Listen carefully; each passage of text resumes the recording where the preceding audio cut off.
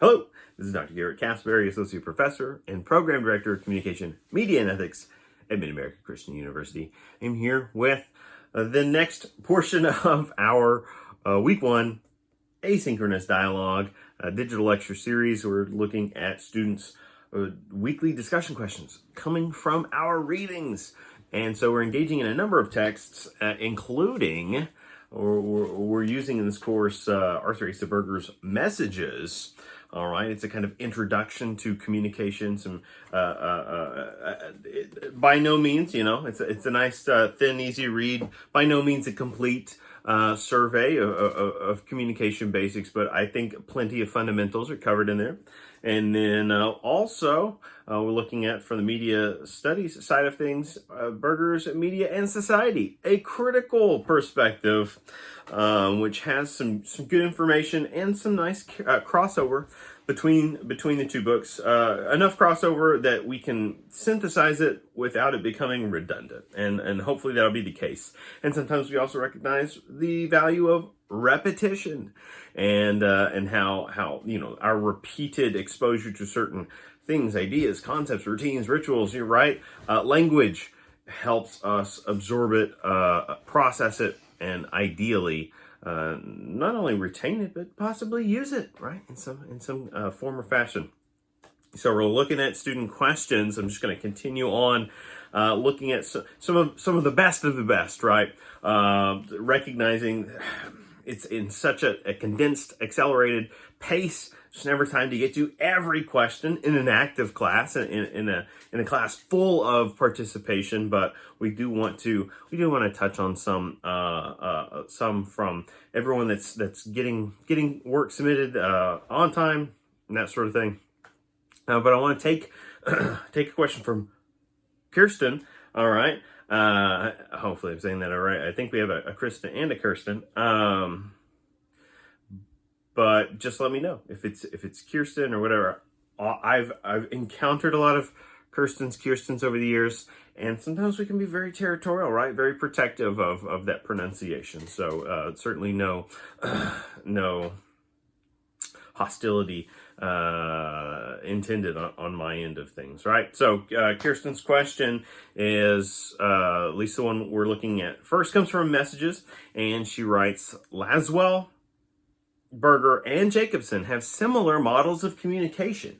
These theories are not reinventing the wheel, so other than building on an established idea and contributing to its evolution, is there any benefit to tweaking these models? That's a great question, and I think it great on a couple of fronts. First, you do recognize, and maybe we picked up on this, there's a lot of carryover between those models of communication or mass communication that are presented in the first chapter, and of course, that is intentional on the author's part. So Berger's showing us something. He's showing us that that various theorists over the years have conceptualized what they see as a process of communication. And over time, it has evolved, it has changed. And we can look at that as, kind of organically, like someone's bringing new information, new piece of the puzzle to the equation, or as I talked about in previous lectures,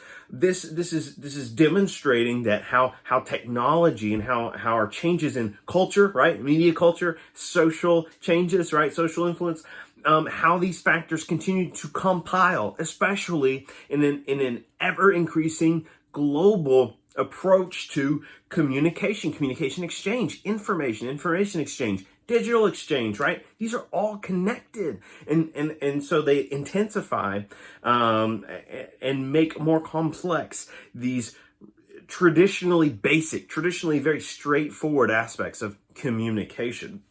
And so here's another thing, though, in terms of, is there any benefit to tweaking these models? There's benefit because our means of communication, right, or sometimes our mass mediums of communication are changing. They evolve. They continue to enhance in different ways.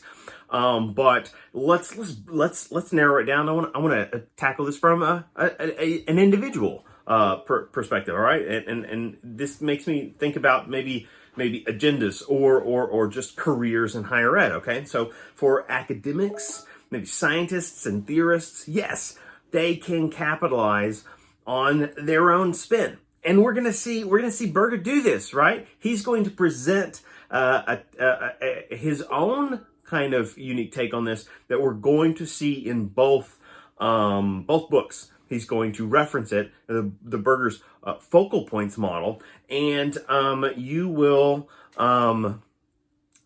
be able to see where he's there you go, reset.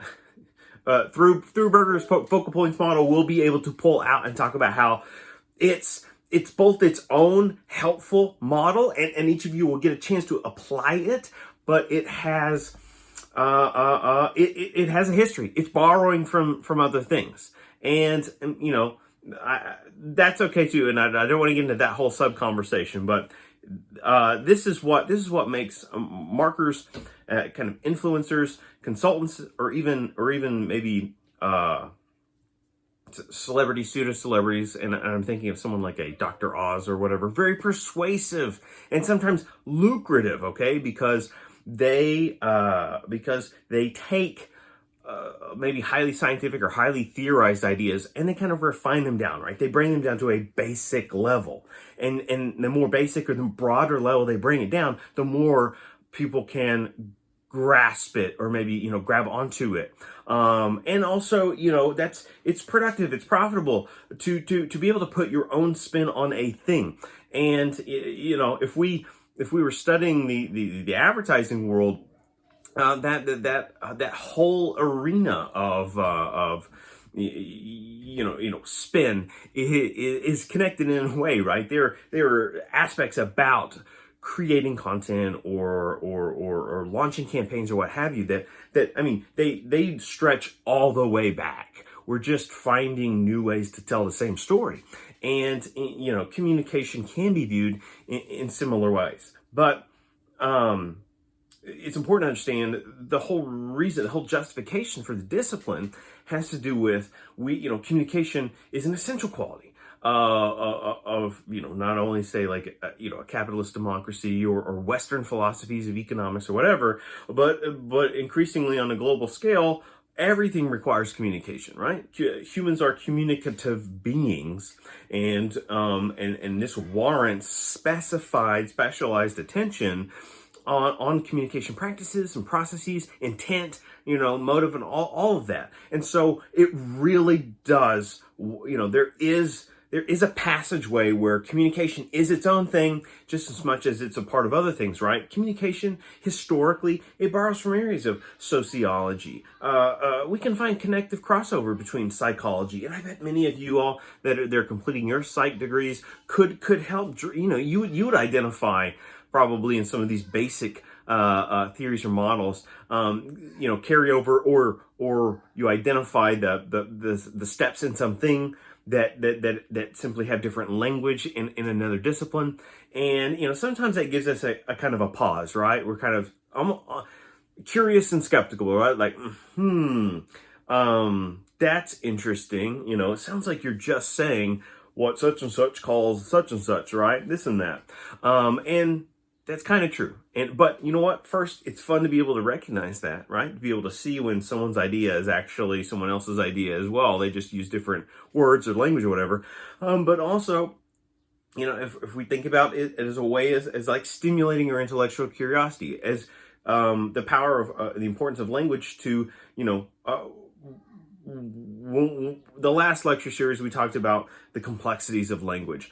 And I think the carryover to this question is, complexities of language are, we need that. We need new ways of talking about things because things change, because contexts change, right? We talked about slang or cultural connotative meanings, denotative primary dictionary definition meanings, connotative meanings, maybe cultural or secondary meanings, of which slang is an example among many. But this idea of language getting reappropriated, sort of like twisted and turned, like the word no longer means the same thing that it did once before. Even think about some of the more, what do you call it, like politically incorrect language that we kind of cope with and wrestle with and grapple with today. this idea between who maybe has the agency to be able to use certain terms and who does not, and the ethical dilemmas and debates about whether that's quote unquote fair or not, right? And what is, and how do we equalize things? And so this is all part of recognizing that these models do service us. That communication, has always existed the same in certain ways, but adapting and new models to talk about the way we communicate today is helpful and can kind of push us. And it can also be, a nice nest egg, right? Or at least it used to be for certain segments of public intellectuals and what do you call it? Celebrity scientists or doctors or whatever. All right, Kirsten has a different question. I'll try to get to a little bit quicker. Coming from Media and Society, right? The other burger text. A lot of burgers in this class. First, considering the predictability of human behavior, this sounds like a psychology person writing here. Considering the predictability of human behavior, what ethical implications do communicators face that their content to ensure that their content is accurate and not skewed to elicit a specific response? Oh, this question, I think a person could, again, we could dissect it in a number of different ways, and it's hard to know exactly where someone's mind is at, and that's completely okay, right? Because that's what a discourse is. That's what discussion is all about, is what are your ideas versus my ideas and so on. But I cannot help but apply a lot of these questions you all are writing, and perhaps there's some conscious or maybe even unconscious efforts on your part to kind of tap into a lot of these mass mediated messages that we're seeing here right now, today, 2020. We're in a kind of social distancing era. All right, whether it's a short era or a long one, and in this quarantine time for so many of us, we're faced with a lot of information, even though we're isolated. That's unique in the history of civilization. Have we stopped to think about that? That's unique. And between the kind of garbledy, shorthand speak of social media, where we're coming in contact with different kinds of messages and communication, perspectives, hot takes, reports, memes, and so on. But on the other end, if we're looking at kind of sources of quote unquote legitimate information, right? Mainstream media, no, I'm not going to refer to it as lamestream media. This is a dog whistle, right? We understand this. That's just baiting a certain kind of audience when people use that term. And so if I use it, it's going to be tongue in cheek, right? But this idea of the ethical implications that communicators face to ensure content is accurate and not skewed to elicit a specific response. Depends on what direction we're going in. Hey, public officials, they are traditionally taught to be, they're supposed to bring a sense of objectivity to their processing and presentation of information, right? Their public communication and the way they handle themselves. Like, that's the traditional model.